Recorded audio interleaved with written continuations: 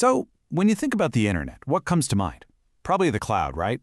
This kind of magical, wireless thing just floating around up there. Well, we're about to totally pull back the curtain on that idea. We're going to show you the internet's shocking physical weakness. Let's dive right in. Okay, get ready for this number because it changes everything. 97%. That's right, 97% of all the data that crosses continents. We're talking your emails, your Netflix streams, those video calls, financial data, all of it isn't flying through space. It's not wireless magic. It's traveling through a very real, very physical network.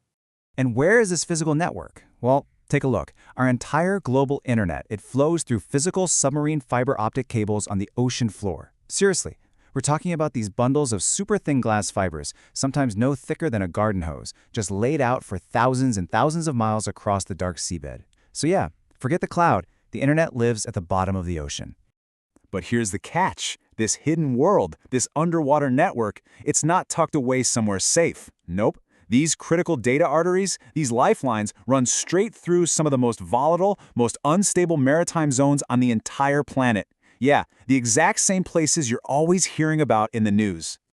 Okay, so let's zoom in on a perfect example, one of the most critical spots on the whole map, the Red Sea. We all hear about it constantly, right? Shipping lanes, oil tankers, but what you might not know is that it's also one of the world's most important and most crowded corridors for these data cables. It's a true digital choke point. And the scale of what's at risk here, it's just immense. We're talking about these enormous cable systems. You've got names like CME 6, that's Southeast Asia, Middle East, Western Europe 6, and AAE1, which is the Asia-Africa-Europe 1 cable. These aren't just a few wires, you know? They are literally the main digital highways connecting the economies of 3 entire continents. And look, this isn't some what-if scenario. It's not a theoretical threat. This is happening right now. Just back in February 2024, Houthi-linked activity in the Red Sea actually damaged at least 3 of these super important cables. And the result? Widespread internet disruptions for millions of people. So the threat isn't coming. It's already here. So what are the real stakes here? What does this vulnerability actually mean? Well, to get a handle on that, let's just look at China. Their entire modern economy is fundamentally built on this exact infrastructure. For a country like China, these cables aren't just important, they are an absolute digital lifeline. I mean, just think about it. Their entire economy, e-commerce, all that fintech and financial data, cloud computing, AI development, even high-tech digital manufacturing. Every single one of those booming sectors relies on the super-fast, high-bandwidth connection that only these undersea cables can give you. You know, satellites just can't handle the sheer volume of data, and they definitely can't provide that split-second response time you need for things like stock trades or running complex AI models. So, let me just ask you this straight up. What happens when that data stops flowing? What happens if it just slows to a crawl? The entire engine of a modern digital economy could literally grind to a halt. The domino effect? It's almost too big to really wrap your head around.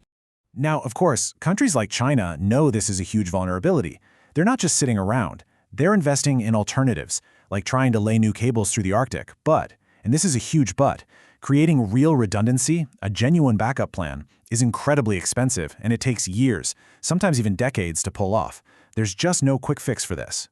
Okay, so up to this point, we've mostly been talking about things like accidental damage, but the threat is escalating, big time. We're now moving into a whole new military front line, where these undersea cables are being seen as key strategic targets in a conflict. And this is just the stark reality of geopolitics today. In a conflict scenario, these submarine cables, they're not just civilian infrastructure anymore. They are considered legitimate military targets. Think about it. Cutting off your enemy's connection to the global internet, that is a powerful and frankly an increasingly tempting strategic weapon. And we're already seeing major powers positioning themselves for this. Russia, for example, has been accused of surveying critical NATO submarine cables, basically mapping them out for potential sabotage down the line. And Iran? Well, it has the capability to target that incredibly dense web of cables that passes right through its own territorial waters. The strategic interest here is absolutely undeniable. All right, let's pull all these threads together now. What have we got? We've got an internet that is physical. It's concentrated in these really vulnerable choke points. We have massive economic dependency on it, and now there's a growing military interest in it as a target. You put all that together, and what you get is an incredibly fragile global web. You know, for decades, we've all understood the importance of energy choke points, right? Places like the Strait of Hormuz. We need to start thinking about data choke points, like the Red Sea, in the exact same way. The cargo might be different, it's bits and bytes instead of barrels of oil, but the fundamental vulnerability, it's identical. In fact, you could argue the impact is even more devastating. Look, disrupting a single oil tanker is a big problem, for sure. But a well-placed attack on a major cable hub? That could instantly throw financial markets into chaos, shut down cloud services for millions, and sever communications for an entire continent all at once. The cascading effects are just enormous. So, if you take just one thing away from all of this, let it be this.